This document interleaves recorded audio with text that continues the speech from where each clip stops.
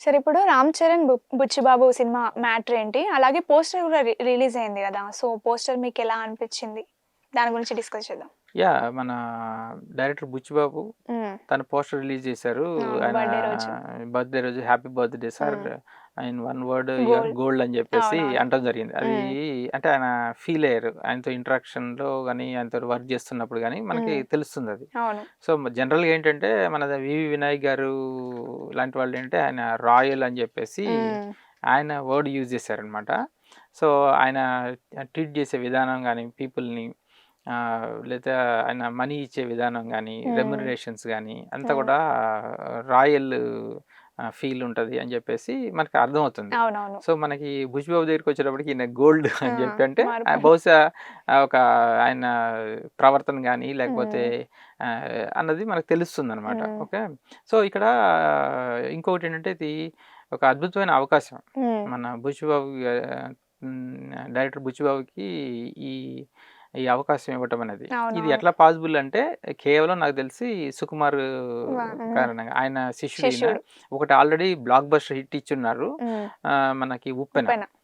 దానికి దానికి national award గూడా రావటం జరిగింది. సో, హ్మ్. అలా 'బుచ్చిబాబు' మనకి జనాలకి పరిచయం అవ్వటం జరిగింది. ఆయన చూస్తే చాలా సబ్డ్యూడ్‌గా ఉంటారు. అవునవును. చాలా సాఫ్ట్ మాట్లాడతారు. హ్మ్. ఓకే. అది అంటే ఒక్కోసారి ఎట్లా అండర్ ఎస్టిమేట్ చేసేలాగా ఉంటది. హ్మ్. బట్ ఆయన ఆయన విజువలైజ్ చేసిన విధానం గానీ, ఆయన ప్రెజెంట్ చేసిన విధానం గానీ, ఒక అద్భుతం అనమాట. 'ఉప్పెన' హ్మ్. సినిమా మీరు చూస్తుంటే హ్మ్. ఆ climax, pre climax, climax, post climax ఆయన హ్యాండిల్ చేసిన విధానము అవును. అదొక అద్భుతం. అవునవును. ఓకే. దాని హ్మ్. నుంచి హీరో, హీరోయిన్ బేబీ ఒక ఒక అద్భుతమైన పెర్ఫార్మన్స్ ఇచ్చి బాగా హ్మ్. నోటెడ్ అయిపోయింది. హ్మ్.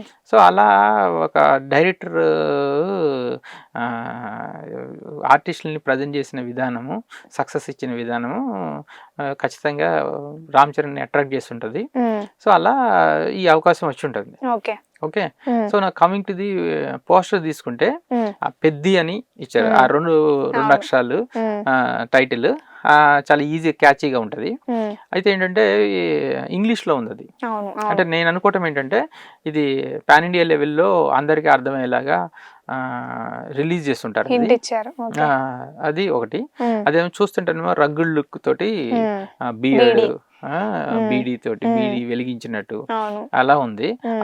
ఇంటెన్స్ ఒక టైగర్ లుక్స్ కనిపిస్తున్నాయి. ఓకే. అంటే ఒక టార్గెట్‌ని చూస్తే టైగర్ ఎలా చూస్తదో హ్మ్. అలా 'రామ్ చరణ్' కళ్ళు కనిపిస్తున్నాయి. అయితే అవునవును. ఓవరాల్‌గా ఇలా చూడంగానే ఫస్ట్ నాకు 'గద్దెలకొండ గణేష్' వరుణ్ మన తేజ్‌ది. 'వరుణ్ తేజ్' ఆళ్ళలాగా అనిపించారు. ఓకే. ఒక్కొక్కసారి ఓకే. ఎలా ఉంటాయంటే వీళ్ళకి పోలికలు సిమిలర్ ఉంటాయి. సిమిలర్‌గుంటాయి. అవును. సేమ్ 'చిరంజీవి' గారు ఫ్యామిలీ గదా! సేమ్ ఫ్యామిలీ 'చిరంజీవి' హ్మ్. గారు, ఆహ్, 'వరుణ్ తేజ్', హ్మ్. 'రామ్ చరణ్' నెక్స్ట్ తను హ్మ్, సాయి ధరమ్ 'సాయి తేజ్. ధరమ్ తేజ్' హ్మ్. ఏదో ఒక యాంగిల్‌లో ఏంటంటే వీళ్ళు ఒకలాగానే ఉన్నట్టు అనిపిస్తది. అవునవును. ఓకే. అలా 'గద్దలకొండ గణేష్‌ది' ఇట్లా వచ్చింది. రెండోదేంటి ఈ ముక్కు కింద ఇది హ్మ్. రింగ్ పెట్టడము. హ్మ్. హ్మ్. బీడీని జనరల్‌గా ఏంటంటే ఒక పుల్లతోటి బీడీ వెలిగించొచ్చు. హ్మ్. ఇక్కడ చాలా ఉన్నాయన్నమాట. సో, అవునవును. అంటే అక్కడ ఒక ఆ ఫైర్ ఎక్కువ క్రియేట్ చేసి, ఆ ఇంటెన్స్‌ని ఎక్కువ క్రియేట్ చేస్తూ ప్రెజెంట్ చేయటం జరిగింది. హ్మ్. పోస్టర్ అయితే చాలా ఇంట్రెస్టింగ్‌గా ఉంది. హ్మ్. అలాగే ఏంటంటే దీనికి ఏఆర్ రెహమాన్ గారు మ్యూజిక్. హ్మ్. మ్యూజిక్ ఇవ్వడం జరుగుతుంది. అవునవును. మనకిప్పుడు ఏఆర్ రెహమాన్ ఏంటంటే రీసెంట్‌గా 'చావా' సినిమాకి అద్భుతమైన బ్యాక్‌గ్రౌండ్ స్కోర్ ఇచ్చారు. అవునవును. ఇంకసలది దాంట్లో కొన్ని ఫైట్ సీక్వెన్స్‌కి అయితే కొత్త కొత్త ప్రయోగాలు చేశారాయన. హ్మ్. అంటే అంతకుముందు మనకి అట్లాంటి బ్యాక్‌గ్రౌండ్ స్కోర్ మనం చూసుండం. హ్మ్. అది బాగా అనిపించింది. సో, ఇక్కడ మళ్ళీ ఎటువంటి ఎక్స్‌పెరిమెంట్ చేస్తారు, ఇంకా ఎంత గొప్పగా బ్యాక్‌గ్రౌండ్ స్కోర్ ఇస్తారన్నది మనం చూడాలి. ఓకే. అయితే మొత్తం ఆడియన్స్‌కైతే చాలా హ్యాపీగున్నారు. హ్మ్. పోస్టర్ చాలా బాగుందని. Hmm. Okay. People are very happy. Okay. అసలు ఇప్పుడేంటంటే 'రామ్ చరణ్' గారికి రీసెంట్‌గా మనకి అదొక disappointment game changer. 'Game changer' ద్వారా హ్మ్. జరిగింది. ఓకే. ఓకే. సో, ఇప్పుడు దాని నుంచి ఇది హ్మ్. బయటపడుతూ ఇదొక రిలీఫ్ అనమాట. ఓకే. ఈ సినిమా రంగస్థలం అంత హిట్ అవుతదనుకోవచ్చా? సో, ఇప్పుడు 'రంగస్థలం' అనేది ఒక బెంచ్ మార్క్. హ్మ్.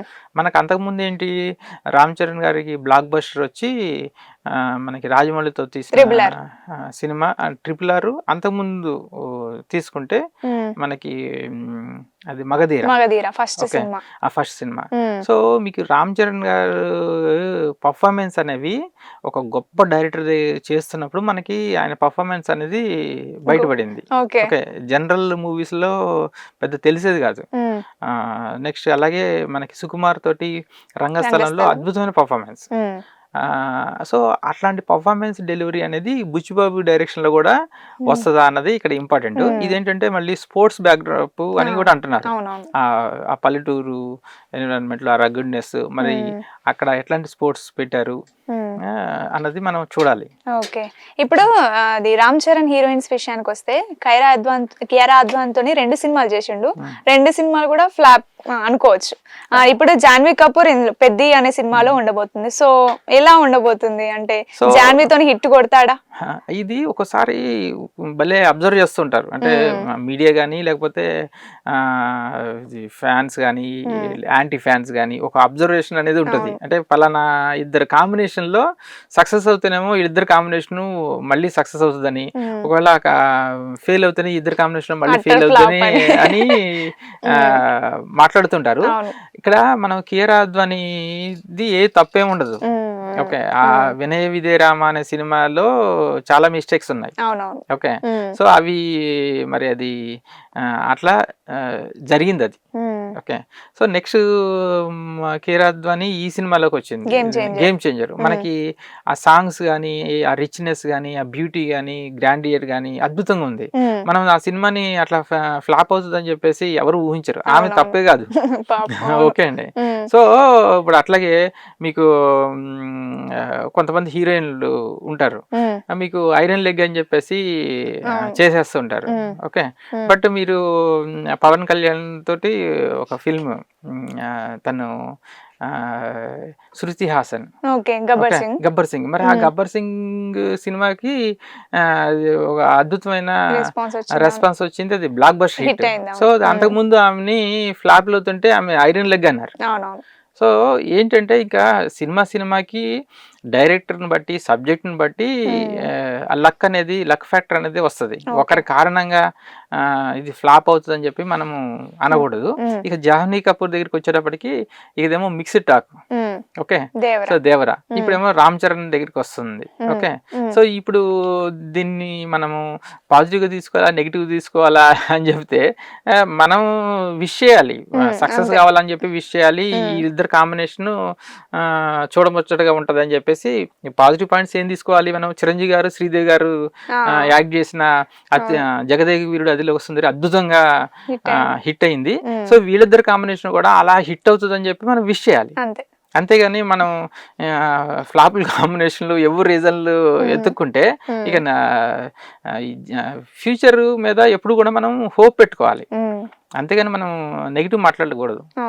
Okay, so I wish this will be A block buster. ఇంకోటి ఏంటంటే ఈయన కథ అల్లిక విధానం కానీ డెలివరీ చేసే విధానం కానీ ఉప్పెనలో మనం చూసాం కాబట్టి ఒక అద్భుతమైన ప్రాజెక్ట్ డెలివరీ చేశారు కాబట్టి అంతే హోంవర్క్ చేస్తుంటారు అన్నది. మీరు అన్నట్లేంటే రంగస్థలం రేంజ్ హిట్ అవుతుందా అంటే చూడాలి సబ్జెక్ట్ ని బట్టి. ఓకే, పోస్టర్స్ గ్లిమ్స్ వచ్చే వరకు మనం చూడాలి. ఎగ్జాక్ట్లీ. ఓకే సార్, ఇప్పుడు ఉపాసన కూడా క్యామియో రోల్ చేస్తుంది ఏదో సంథింగ్ అంటూ కూడా వార్త వచ్చింది. ఏం పాసిబిలిటీ ఉండొచ్చు. ఓకే, ఒక ఎందుకంటే లైఫ్ లో ఒక ఇంట్రెస్ట్ ఉంటది కదా. ట్వీట్ కూడా చేశారు తను సెట్స్ లో ఏదో సంథింగ్ వంట చేస్తున్నట్టు ఏదో ట్వీట్ చేశారు ఉపాసన గారు. బిగ్ స్క్రీన్ లో ఎప్పుడన్నా కనిపిస్తే కూడా అది థ్రిల్లింగ్ ఎక్స్పీరియన్స్ కదా, ఒక డిఫరెంట్ ఎంకరేజ్మెంట్ ఉంటూ ఉంటది. Okay sir, thank you sir. Thank you very much.